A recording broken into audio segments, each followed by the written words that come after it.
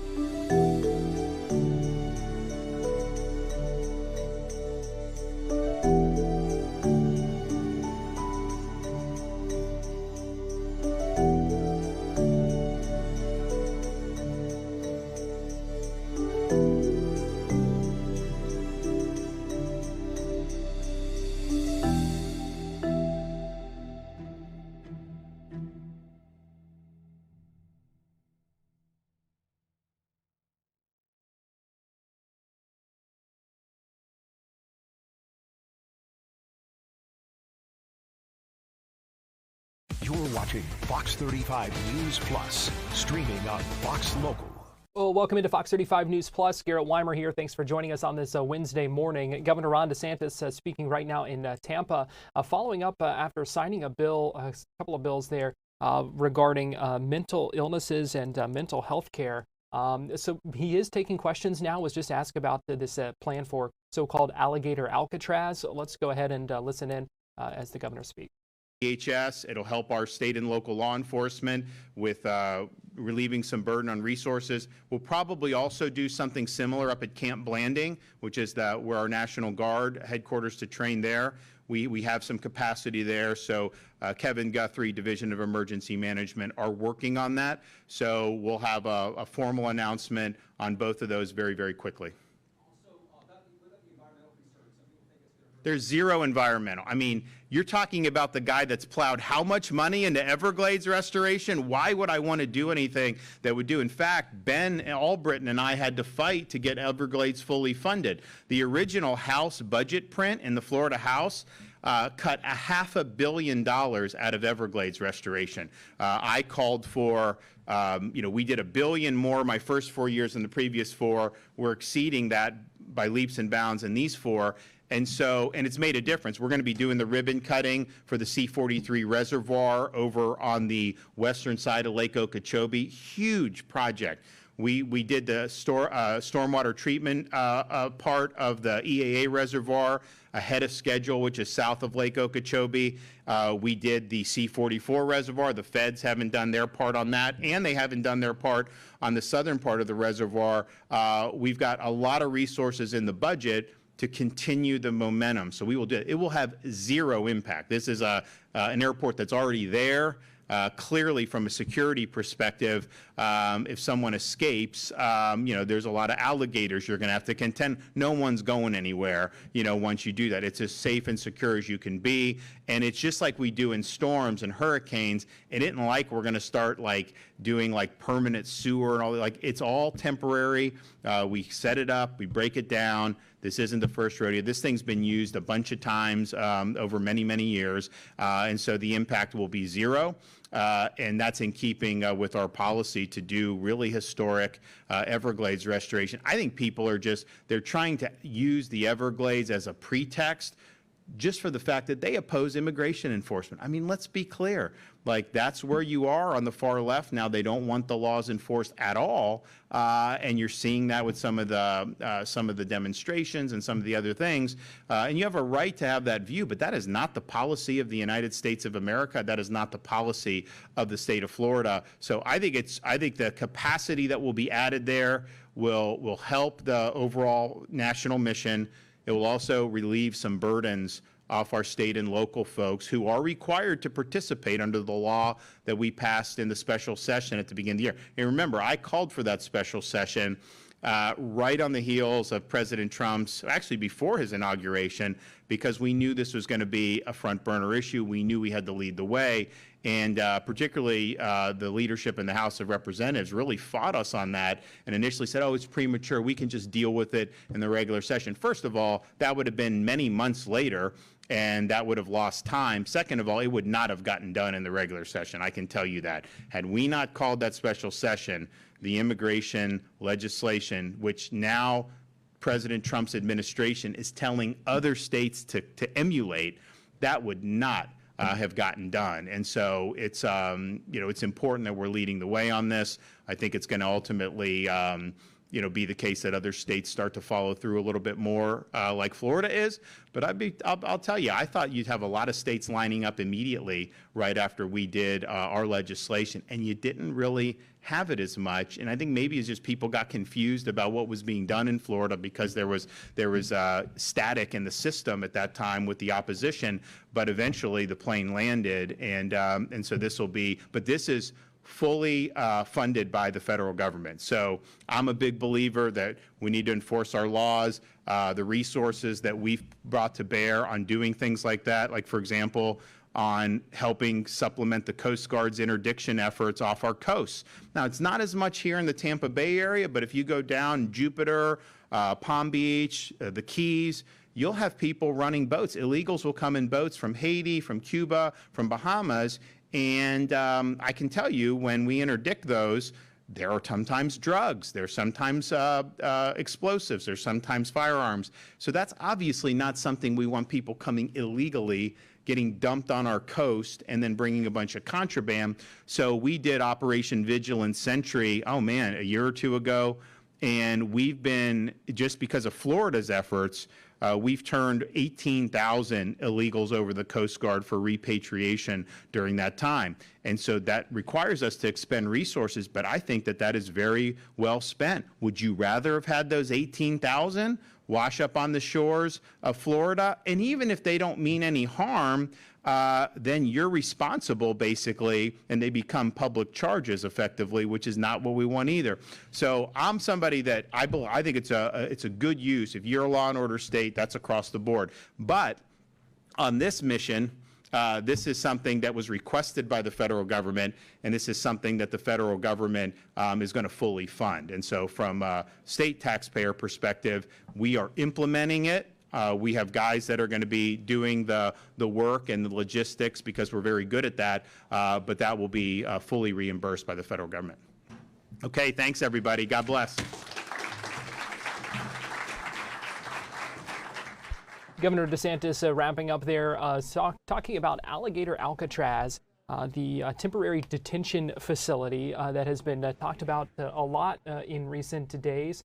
First discussed in a social media post from the Attorney General a little bit ago, and now the Trump administration moving forward with it. As you heard the governor say there, that will be fully funded by the federal government. He says that there will be no environmental impact. That is something, certainly one concern that has been raised as this has been talked about. We're going to dive deeper into Alligator Alcatraz a little bit later in the show, kind of what the concerns are and where things go from here. So we are going to go ahead and take a quick break here on Fox 35 News Plus. As we do, though, I want to give you a live look at Air Force One as President Trump gets ready to leave the NATO summit and head back to Washington, D.C. So keep it right here. More Fox 35 News Plus after this short break here on Fox Local and on YouTube.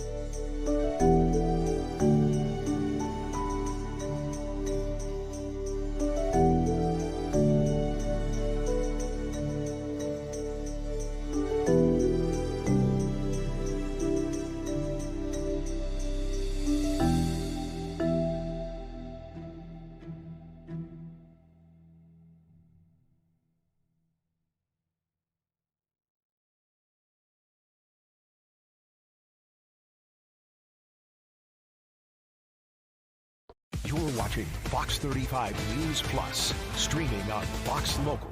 Welcome back into Fox 35 News Plus. I am Garrett Weimer, and thanks for joining us on this Wednesday morning, live on Fox Local and on YouTube. Let's talk a little more about Alligator Alcatraz, because there has been some controversy over it since it was first kind of introduced, that idea, by Florida Attorney General James Uthmeier. He's been leading the charge for this new temporary ICE detention facility that's kind of at the Miami-Dade and Collier County line near the training facility there. There's an airstrip in that area. Governor DeSantis and the Florida Division of Emergency Management had offered to buy that land from Miami-Dade County, but ended up seizing that land in the meantime in order to build this facility. And as we've heard, it has gotten the green light to go ahead to use some money from the federal government to build that facility. Construction actually has already begun, and Attorney General Uthmeier says the goal is to have that facility ready to go by the first week of July.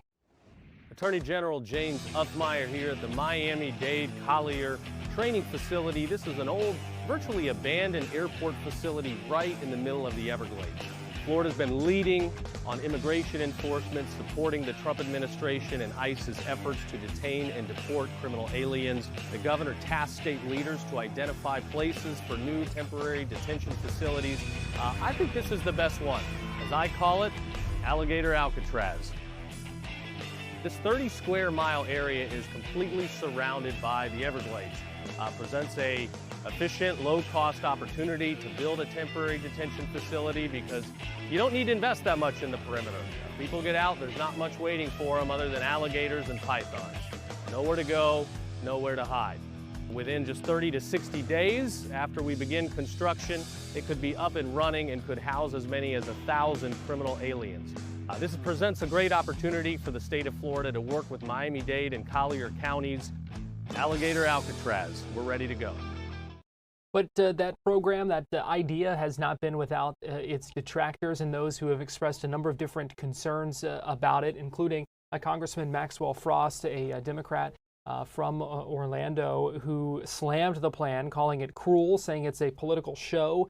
We also know that the DHS says that facility would cost Florida $450 million a year, with the ability, as I mentioned, to seek reimbursement from the federal government, as Governor DeSantis talked about there. He said that would be the plan, to use those federal funds to cover that. But whether that reimbursement is likely is also kind of a bit of a question at this point. Fox 35 had the chance to speak with Congressman Frost yesterday to hear more about his concerns about this plan moving forward. This is 100% a show, a political show. On the part of the AG, he wants to run for office. He's an appointed AG. He wants to run for some statewide office here in the near future so he can get some headlines. And on DeSantis's part, he is scratching at the bit to remain relevant because Donald Trump hates him. They're seeing if his wife wants to run for governor and he wants to run for president. And so this is one of many things he's doing to stay relevant in the conversation. And this is why people hate politics. When politicians are using our taxpayer dollars to make headlines, to do something that's cruel and that nobody wants, just to make a political statement to try to win an election. And so everyone should be really concerned about this. We don't need to be building a tent city detainment facility in the middle of the Everglades. And I know that there's going to be cruelty and horrible conditions there. Why? I have visited Florida detention centers that are buildings. I visited Baker Detention Center in Stark, Florida.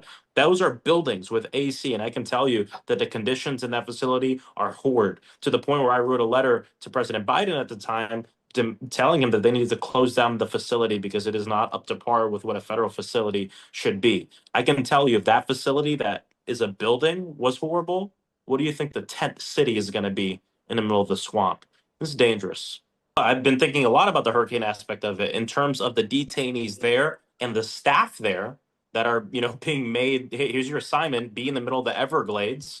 The staff and the detainees, but also in terms of, again, I bring up the fact that our emergency preparedness and response staff and folks are being used to do this as well. And so hurricane season is approaching. Look, if we remember what happened way back when to Tyndall Air Force Base, an Air Force base that was completely devastated by a hurricane, imagine what would happen to these facilities. But it gets to the core of the issue, which is, people like Ron DeSantis and the AG have been on this crusade to dehumanize immigrants. So people feel like, well, there's a hurricane coming. They're the last people we have to worry about evacuating. And it's horrible. These are humans. These are people. Most immigrants and most undocumented immigrants have been in this country for over a decade. They're people working in our communities. They live next door to you. And the fact that there's some people in our country that are cheering on this campaign of masked, unidentified agents hopping out of vans in the middle of our communities, grabbing people and then throwing them in a tent city in the Everglades to never be seen again, I think is really despicable and against what this country is supposed to be about. Also, just real quick to your question about the tents, I have the quote here. This is from NPR. Quote, he said, or the setup will mostly involve, quote, heavy duty tent and other trailer facilities, he added. We also talked with others who believe that this is a positive step in the right direction, including Jack Brewer, the founder of the Jack Brewer Foundation. He also served in a couple of presidential administrations, President Obama, President Trump. Really, he's a former NFL player as well, but using his platform to support conservative policies when it comes to criminal justice reform, school choice, and other things. We had the chance to speak with him yesterday as well. He says he believes that Florida can get this done. He also talks about the location of that facility in the Everglades. That would be impressive. I mean, that'll be a quick build. I'm not sure how they're going to do it or what technologies that they'll use. But if you're talking 30 to 60 days for 5,000 beds, that seems pretty fast to throw it up. But I know that ICE and the government is in a huge need of bed and bed space. And so I think at this point, it's almost a sense of desperation just because the need is so great. I'm not sure how many prisons you've been in, but most of them you don't want to leave out of the prisons anyway because you have barbed wire and shotguns outside the fence. And so I think this is a move again out of desperation. I think there's been so much pushback when it comes to detention. I can tell you what, you're not going to have many protesters outside the gate of that Alligator Alcatraz. I can tell you that right now because if you've been to the Everglades, you know it's not a fun place if your car breaks down or you have to walk around in those swamps. And so listen, I don't knock this state because we do a lot of things really well here in the state of Florida. It's the reason why people have been flocking here. I know that the federal government needs a lot of assistance right now with detaining illegal immigrants, particularly those with violent criminal history. I don't hear a lot of advocating for the men and the fathers that are in prison that are U.S. citizens. I really just hear a lot of advocating for folks that are illegal immigrants coming into the country illegally. And so, for me, I'm a realist. If you break the law, you have to, deal with the consequences. And so, with that being said, I think this is just the state of Florida saying, hey, we want to use our resources. And at this moment, that resource just happens to be, alligators in the swamplands of the Everglades. The majority of the Florida prisons don't have air conditioning, but they have different fan units. But I don't think you could say they're not humane, because, I know hundreds of men that have done 20, 30, 40 years in the Florida Department of Corrections.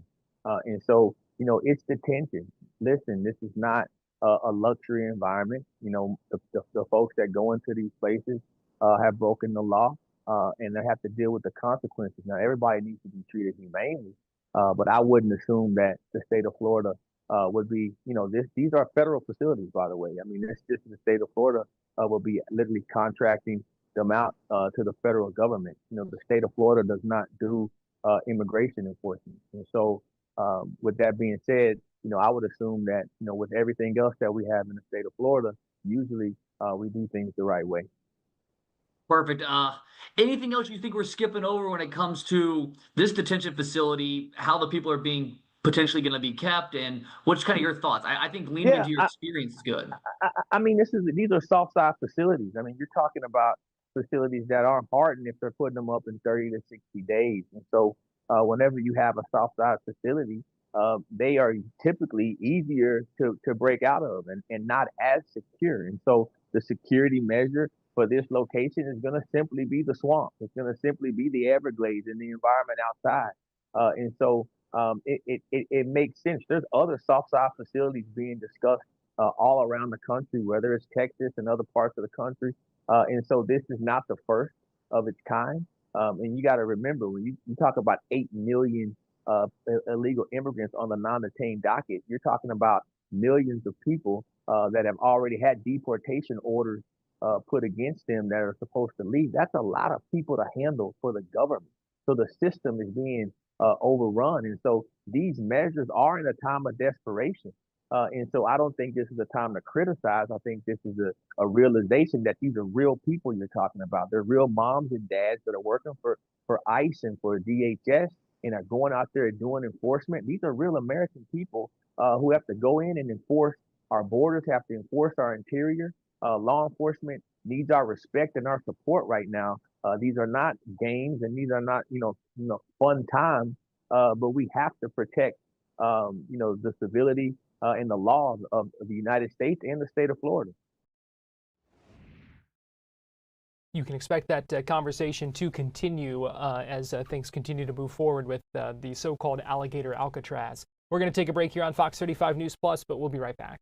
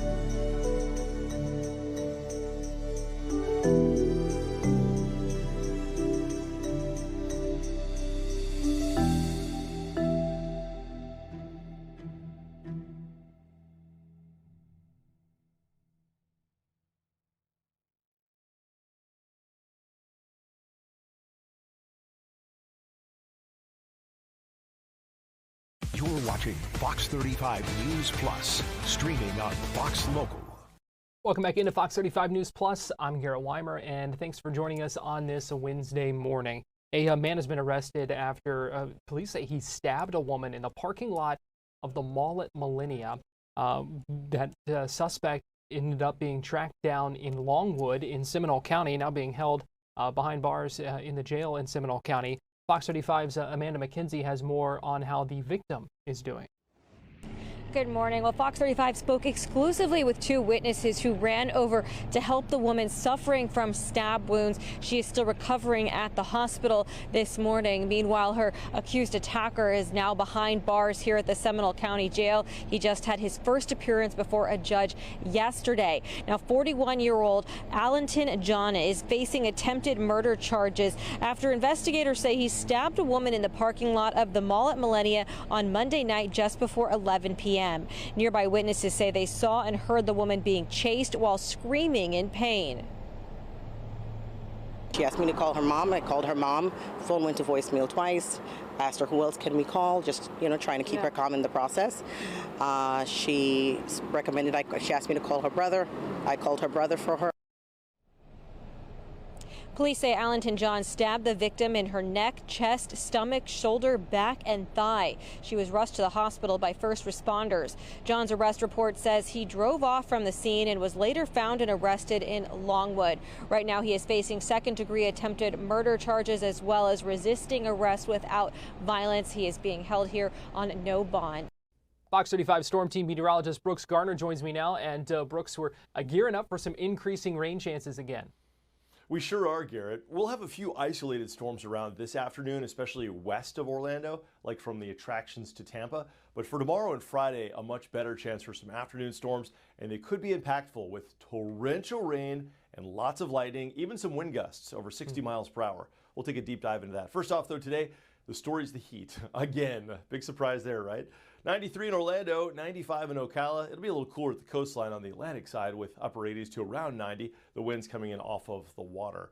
Now that wind is going to be enhanced by the presence of this swirl in the sky. This is a upper level area of low pressure. So it's not tropical. It's not like something that's going to develop, but it is something that's going to help to enhance our rain chances as it moves toward and over the state for tomorrow and lasts through the weekend. It's called an upper level low, and right now it's bringing numerous storms to South Florida as well as to the Bahamas. As far as we're concerned today, we're on the dry side of this, so we will catch a couple of big thunderstorms west of town, it looks like about 4 o'clock. Any storms that form today have a chance, especially north of, well, probably north of Claremont, once you get into Ocala and Gainesville, if we see anything form there, a chance to become severe. But tomorrow that severe threat is region-wide, and it's a slight threat, but it's a threat nonetheless. And so it looks like by 5 o'clock, if you're in, say, like Gotha, Windermere, maybe Four Corners, Claremont, Bushnell, that's your best chance for some pretty heavy rain. But from Orlando east, we may be hard-pressed to see a drop today, although you'll probably see on the western sky those towering thunderstorm clouds, and you may even hear some thunder. As I mentioned, on the north side, we may catch a couple of stronger, maybe severe storms, if storms even form there. This would be where the atmosphere is conducive for some of the bad weather. All right, so let's look ahead to tomorrow. That's where we'll face a higher chance for rain. This is our Thursday future radar with scattered storms developing after 2 p.m. Any storms that form are likely to produce lots of lightning. But Friday is going to be the day that has even more rain potential. Friday, the chance for rain goes from a 60% chance Thursday to a 70% chance, and that rain could begin as early as 3 p.m. and kind of linger over the area. Around commute time at 5, we may see numerous storms, the type of rain that can cause ponding on the roadways in short order and lay down a quick 2 to 4 inches of rain during the duration of the storm. And depending on where these set up will determine, of course, how much rain we get. But any storms on Friday, in addition to the torrential rains, could produce gusts over 45 or 50 miles per hour. Now, Saturday, we're still going to be under the influence of that upper level low, so we're still going to have numerous storms developing during the afternoon and the evening. But we're not going to have the same atmospheric dynamics to provide a wider spread threat of severe weather with those big wind gusts. So we've got tomorrow and Friday listed as Fox 35 weather impact days, but not yet for Saturday, and we may just let it ride for the weekend as it stands in a more typical rainy season setup where you have the morning heat and the afternoon storms that become likely with highs in the low 90s. So Garrett, the takeaway here is that we've got slightly warmer temperatures than normal over the next 7 days by a couple of degrees, and higher rain chances than normal for at least the next couple of days before we settle back into a more seasonally typical 50 to 60% chance. Oh, and one more thing. You remember yesterday we talked about Tropical Storm Andrea up in the North Atlantic. It lasted all of 12 hours. It's now gone. History, it's past. And we're looking down the pike for the next system, and it's not even on the horizon. The next name will be Barry, by the way, Barry, if it ever forms. Well, you know, it will form, but not yet. Yeah, if you're going to have those named storms, that's the best way. Keep them out to sea and only last for about 12 hours. Seriously, the best kind of tropical system, the kind we never see and we never get to know. Yep, that's just how we like it. Let's get more of that, please. Fox 35 Storm Team meteorologist Brooks Garner, we appreciate you joining us. You got it, Garrett. Thank you. Give you a live look right now from our Launch Credit Union camera along the Space Coast. We are standing by for a launch at 1:10 p.m., a Falcon 9 launch of 27 Starlink satellites being launched from Space Launch Complex 40 at Cape Canaveral Space Force Station. And that would actually be the second launch of the day, because earlier today, the historic Axiom 4 mission finally got off the ground. There had been 6 delays before this, but was launched early this morning at around 2:30 a.m. as those 4 astronauts were launched to the ISS aboard a Falcon 9. Fox 35's Marley Capper was there and spoke to folks who came out for the launch. Good morning. It was a beautiful launch this morning. It was 2:31 a.m. It was pitch black dark, and then within seconds, the entire sky really illuminated with a yellow glow. And when the rocket first launched, it was silent for the first few minutes, and then all of a sudden the roar comes after. It was a very cool experience. We talked with people from all over the world who were watching it for the first time, and it was really amazing to see in person. This is a historic mission. The crew is made up of 4 people, one from the U.S., one from India, one from Poland, and one from Hungary. It's the first government-sponsored human spaceflight for these international countries in 40 years. The crowds were light, but I met a mother and son from Hungary who were thrilled to watch. It's really, really cool feeling. It's like a historic event every single time I see a launch. And one of the mission members is a Hungarian guy, so we came here to support him and witness this launch. So actually we made a little flag to celebrate him. So. And you have a shirt too. Yes. Awesome. You ever seen that movie Christmas Vacation, where he plugs everything in, the lights come on in the house? That's what I like. When the lights turn on, it's like the sun coming up. It'll take the astronauts till tomorrow morning to arrive to the ISS. They'll be there for 14 days. They have over 60 experiments planned. I'll be praying for their safe return. For now, reporting from the Space Coast, Marley Capper, Fox 35 News. It was certainly a sight to see. And give you a live look at Kia Center on this Wednesday morning. We are just hours away from the start of the NBA draft. We also got news this morning that the Orlando Magic CEO, Alex Martins, is stepping into a new role. He will be vice chair, a senior advisor to ownership, and Magic executive Charlie Freeman will lead the business operations now. We do expect to hear from both Alex Martins and Charlie Freeman this afternoon. Expected to speak to reporters around 1 o'clock, I believe. We will bring that to you live here on Fox Local. So keep it right here. More Fox 35 News Plus after this break.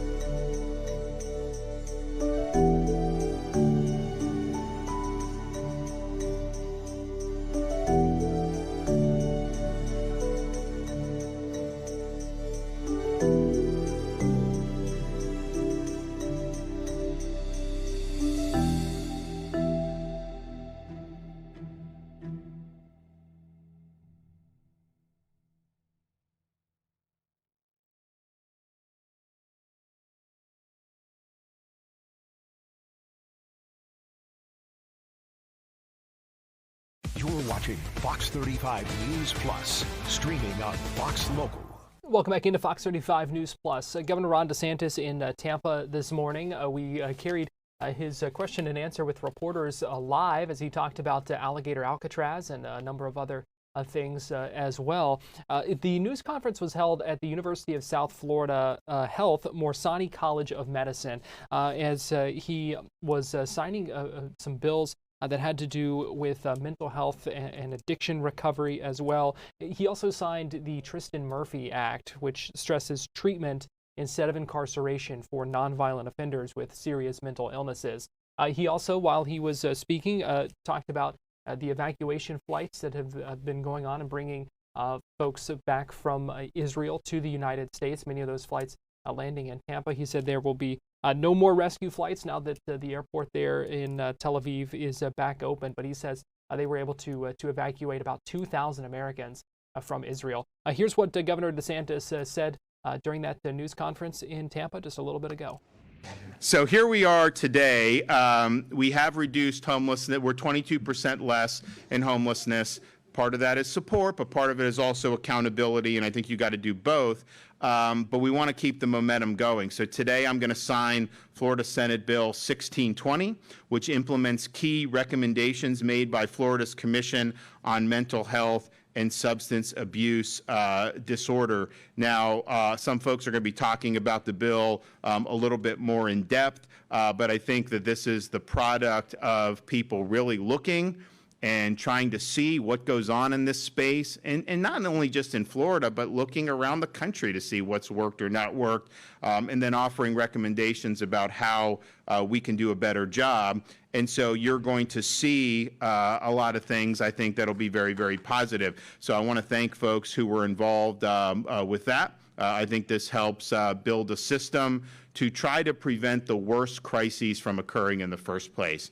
And a lot of times when you have really serious crises, there's a buildup to that if you did have some support earlier on, probably could have been avoided. And I think the fact that our hotline has had X number of people and not had the suicides tells me that that's something that really, and you end up in the situation where people aren't being heard or they don't have any support. We're also signing Senate Bill 168, which is called the Tristan Murphy Act. And this grew out of Tristan Murphy was a young man. He had schizophrenia, paranoia, and delusions, but he was not provided the mental health care that he was really in dire need of when he got involved with the criminal justice system. And, you know, he committed, crimes, but they weren't necessarily, violent crimes. You didn't necessarily have a victim on kind of what he was doing, an automobile, some other stuff like that. The reality is it is what it is, but he got passed around in the justice system. There really wasn't a pathway to have a mental health intervention, which may have ended up being much better had they done that. And so this led to a tragedy in 2001 on a work detail. Tristan committed suicide. And so this is something that probably there would have been a good chance that would have been mitigated or that he wouldn't have even attempted that had there been some mental health intervention. And so under this bill, counties and municipalities are going to be able to establish misdemeanor mental health programs as well as pretrial felony programs, so that if people are in the justice system and they have these particularly really significant mental health afflictions, that we don't think that somehow just putting them in jail is going to fix that. That is not going to fix those problems, and people need to be held accountable, but you also have to provide support in ways that will actually address the problem. And so this is something that sheriffs, courts, and treatment providers will have a clear process. They're going to be able to provide people in programs that are going to help them. This bill expands criminal justice, mental health, and substance abuse reinvestment grant program to include a new focus on veteran treatment court programs and on emergency responder training. And for the first time, this bill requires mental health evaluations for individuals with a history of incompetency adjudications before they're placed on probation and returned to society, which have functioned as a loophole. So I want to thank Ben Albritton for really leading the charge on this. I know this is something that he was very passionate about. This provides tools, and I see Sheriff Permel here, and the head of the Sheriff's Association. I said, "Are you guys going to use this?" They said, "Absolutely. This is going to be something that is going to be good." And I think if you talk to a lot of people in law enforcement, and obviously you have a lot of really dangerous criminals that just need to be kept off the street, but a lot of people that interact with the justice system, the root cause is not that they're bad people trying to harm others, it's that they've got a lot of mental health problems that are leading to behavior that is antisocial. And so to the extent that we can do that and identify that and potentially provide solutions for that, that's going to ultimately be better for taxpayers, it'll be better for the entire justice system, and it'll be better for the safety of our community. So I want to thank everybody who's been involved with that. I also want to thank, we have Senator Darrell Roos on here, who is the state senator from, he has, do you have this? Is this in your district or no? Okay. So he's got St. Pete and parts of Tampa, and he's had a huge focus on mental health and substance abuse policies throughout his time in the Florida legislature. And so in honor of his service to the state of Florida on this subject, I'm pleased to announce that we have worked together with both the Florida Senate and the University of South Florida to officially name the Florida Mental Health Institute the Senator Darrell Roos Center for Substance Abuse and Mental Health Research.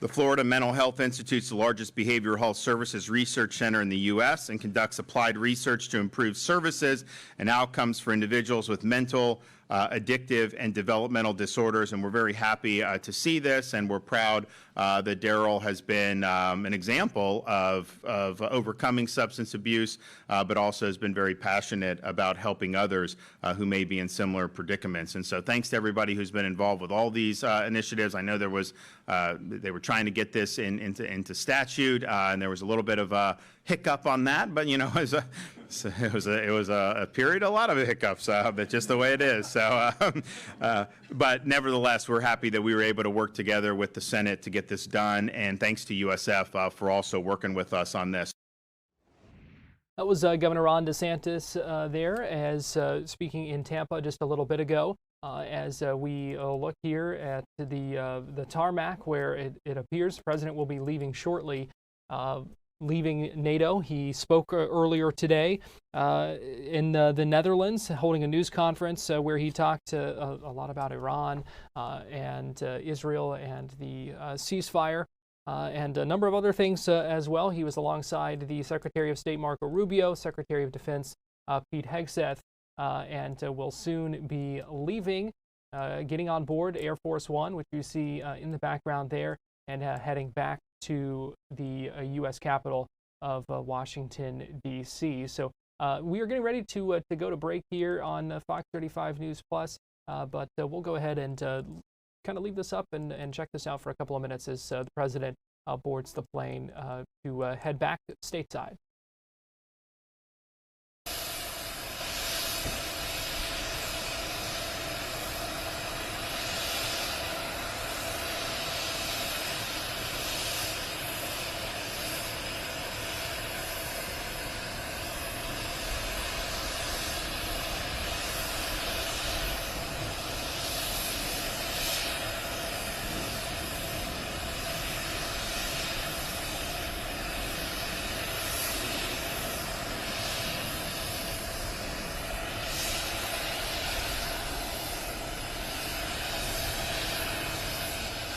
President Trump back on board Air Force One, getting ready to head back to the United States after leaving the NATO summit. We're going to take a break here on Fox 35 News Plus, but we'll be right back.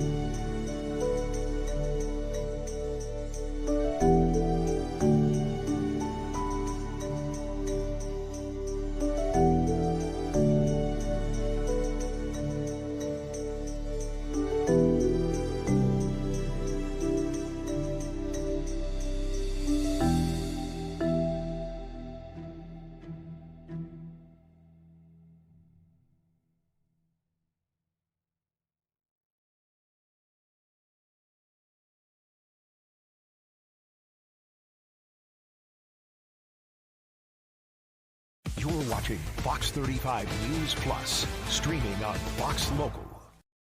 Welcome back into Fox 35 News Plus. I'm Garrett Weimer, and nice to see you on this Wednesday morning here live on Fox Local and on YouTube. You see those buy now, pay later programs that are offered more and more, it seems, as you're shopping, especially online. But something you need to know about those is that they're soon going to be factored into your credit score. FICO, one of the leading credit rating companies, says it will help provide a more accurate look at folks' credit ratings. Earlier today, Joe Burt, who's a certified financial planner and the founder of the Certified Financial Group, was on Good Day Orlando to talk about what really people need to know and consider when it comes to these programs. But are you surprised by this announcement? Well, somewhat, Danielle. The size of these loans have grown dramatically. Last year, $94 billion was out there in buy now, pay later loans, and they expect it to go to $108 billion this year. So FICO, the Fair Isaac credit that keeps track of people's scores, says that we need to do a better job of monitoring this to see really how much credit people are using. But so now, why is it now going to go on your credit report? Is it because people are defaulting and not paying it? Well, to some degree, yes. Unfortunately, people, like with a lot of credit, they abuse it. But it's a way for them to monitor the credit stability of borrowers. When you borrow money, your lender wants to know that you have the ability to pay it off. And up to this point, they have not looked at this large growing amount of credit that's out there. So that's why they're doing it. Yeah. And so how should you get around this? Let's say you need a buy now, pay later loan. Should you be worried about your credit score? Because they don't check your credit score before you get this loan, but they certainly are now going to put it on your credit score if you don't pay this loan. Without question. Yeah, it's not a problem if you're going to pay it off. And what they're looking at is how much of this are you using? If you've got 3 or 4 of these things going on in a very short period of time, it's like applying for 3 or 4 credit cards, and that will definitely impact your score. So you want to be careful of it. There's nothing wrong with credit. It's a way to get something that you need now, not necessarily that you want, but that you need and very quickly without really applying for a credit card. and you can get that merchandise, and then you have to pay it out, you generally over 6 weeks. But what the credit reporting company is looking at is how much of this are you using. The amount of credit that you have affects 30% of your score, but more importantly, your repayment schedule affects 35% of your score. So if you have a bunch of these open loans and you're not paying them off, you're really damaging your credit. And as we said in the past, your credit, your FICO score, really impacts your ability sometimes to get a job. It affects your ability to get a loan, maybe a home mortgage. It affects your ability, it affects your insurance premiums. There's all kinds of things that your credit score can be impacted, so you want to be careful. It's a great tool, but if it's abused, it can really hurt you in the long run. And it is a good tool, but I want to ask you about, like, if I buy lipstick, I'll see a buy now, pay later option for a $7 lipstick, right? And so at what point should you say, listen, I don't need to get this, but if you do, and you have several of them, how do you get the credit score back up? Pay them off. That's it. And be careful of how you use it. There's nothing wrong with using it, but once again, if you have 3 or 4 of these loans open in a very short period of time, it's going to impact your credit score. The number one thing is to pay off your credit. Don't be delinquent, because a late payment on your credit card or on one of these BNP loans is really going to impact your credit score dramatically. Like I said, it affects 35% of your credit score. That's a pretty substantial percentage there, so certainly a lot of things to keep in mind. Definitely want to pay those off if you're going to use them. But yesterday, the Tampa Bay Rays held a Science of Baseball class at a local prep school in Tampa. Really a way for folks to get engaged and have some educational value to it as well. There was a Rays biomechanist who taught kids about baseball statistics, engineering, and graphic design. Well, we were doing high jumps, which I had never done before, so I was like kind of skeptical, but I thought it would be very fun. So the first time when I actually got up there to do the thing, I had like a 16.7, and I was like, oh my gosh, that's really good. And then after we did the stretching for it, I was like, there's no way I can actually get higher from the stretches. But when I did do the thing again, I guess I swung my arms more, which had like a really good effect, because then I got a 19.7, and I was like, wow, that's really good. And at first when I heard you guys were coming, I kind of thought they were joking, but then when I actually saw you guys, I was like, oh my gosh, the Rays are coming. The Rays are here. So that's basically what happened today. So, and you jumped higher than the Rays outfielder. Josh, you actually were higher than him, so that's... Well, that's surprising. Oh, so you didn't realize that? I didn't really know like that, so I guess. You're above his, well, that's great. Well, so what kind of things did you learn today in the class? Well, I did learn that, again, the swing helps, like, I guess, with the jump, and then the type of shoes that you wear. Because at first I thought these shoes gave me height, but actually no, they, like, pushed me down farther. So apparently I probably could have had a higher jump, which is very cool about that. And I also learned, like, the squat definitely helps, I guess, push your muscles up. So, yeah, that's what I learned for the jump. And do you enjoy, classes like this, science classes where you're learning things about science? Yes, I actually do love science. Science is one of my favorite subjects after math. Why do you like science so much? I guess that way I can learn different things, like different ways to do, I guess, projects. Because for different things, even if they'll give me a specific way, I will do that way and then try other ways to see if I have like a better effect on the thing. So today we were doing jump testing. So basically what we did is we explained to the students how engineering applies to baseball. So we explained what performance science is and what engineering is and the different applications of it. And then we kind of took them through exactly some of the different metrics are of a jump and how we apply force to get ourselves off the ground. And then we took them outside to do an activity where they jumped and we told them their jump height. So Science of Baseball is basically what we do is we go to different academy prep centers in Lakeland, St. Pete, and Tampa, and each day there's something different. So one day there's vision, there's biomechanics, which is what we did today, biomechanics and engineering. Another day is stats, and there's some other examples. But what we do is we explain to the students and we teach them something about baseball in one of those areas. And then we'll typically take them through an activity where we show them how that specific topic applies to baseball. So how important is it to expose school kids, at a young age to these topics, math, science, STEM topics. How important is that? Yeah, I think it's extremely important. I mean, every kid is into something different. Some kids, I feel like they know what they want to do when they're, 10 years old. Other kids, like myself, it takes a while to, figure that out. So I think just exposing them to different areas is really helpful. And also a lot of kids, I mean, let's face it, a lot of kids want to work in sports too, I feel like, just because it's kind of exciting. It's a different environment as opposed to, a typical office job kind of thing. So I think showing them how they can get into sports is really important. And how much satisfaction do you get out of working with the kids today, doing the jumps and talking to them? Yeah, I love it. I think it's really important to give back to the community, especially here in the Tampa Bay area. Like, they show up for us, especially some of the, moving stadiums. The community's showing out for us, so I think it's important that we give back to them as well.